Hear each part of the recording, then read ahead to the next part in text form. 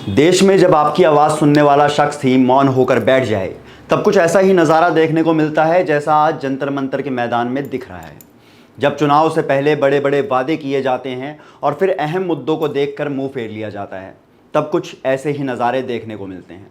जब नारा दिया जाता है बेटी बचाओ और बेटी पढ़ाओ का, और फिर बेटी रात को घर से बाहर निकलने से डरे, तब ऐसा नज़ारा दिखता है।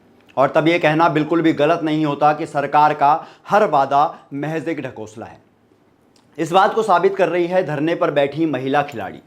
वो अपने खेल का मैदान छोड़कर धरना देने पर मजबूर है तो सिर्फ सरकार की नाकामी की वजह से। अब जबकि खिलाड़ी धरने पर है, प्रियंका गांधी जैसी नेता अपना समर्थन देने जंतर मंतर पर पहुंची है, दिल्ली के मुख्यमंत्री अरविंद केजरीवाल तक का समर्थन मिल रहा है। इसके बाद नई राजनीति शुरू हो गई है। इस आंदोलन को बदनाम करने की कोई साजिश रची जा रही है। खिलाड़ियों के आंदोलन को किसानों से, शाहीन बाग से क्यों लिंक किया जा रहा है? आधी रात को बिजली क्यों काटी गई? आखिर क्या दिल्ली पुलिस इन पहलवानों को अब जंतर मंतर से उठा देगी? इन्हीं सब के बारे में हम आगे बात करेंगे। नमस्कार, स्वागत है आपका फोरम 4 में और मैं हूं रोहित पटवाल आपके साथ। जो काम सत्ताधीश पीएम मोदी को करना चाहिए था, वो काम किया कांग्रेस महासचिव प्रियंका गांधी वाड्रा ने। वो जंतर मंतर गई और उन्होंने महिला खिलाड़ियों से बात कर उनका दर्द साझा किया। भावुक कर देने वाली बात ये थी कि जब महिला खिलाड़ी प्रियंका गांधी से बात कर रही थी, उस दौरान वो रोने लगी।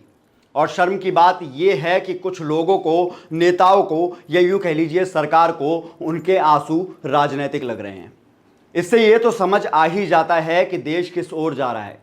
इतने संवेदनशील मुद्दे को राजनीतिक करार देना सही कैसे हो सकता है?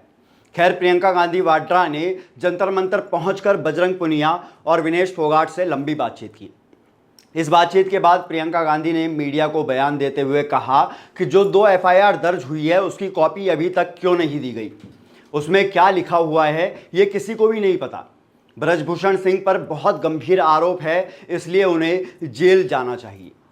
देखा जाए तो इस बात से ये पता लगाना मुश्किल नहीं है कि एफआईआर होने के बाद भी सरकार और प्रशासन ने बीजेपी सांसद का बीच बचाव करना नहीं छोड़ा। शर्म की बात तो ये भी है कि जिन बेटियों को न्याय पुलिस की तरफ से मिलना चाहिए था, उन्हें न्याय के लिए सुप्रीम कोर्ट तक जाना पड़ा। कोर्ट के आदेश के बाद एफआईआर हुई, लेकिन इसके बाद भी खिलाड़ियों की मुश्किलें कम नहीं हुई, बल्कि और ज़्यादा बढ़ गई। इसके बाद पुलिस ने खिलाड़ियों के साथ आतंकियों जैसा बर्ताव करना शुरू कर दिया।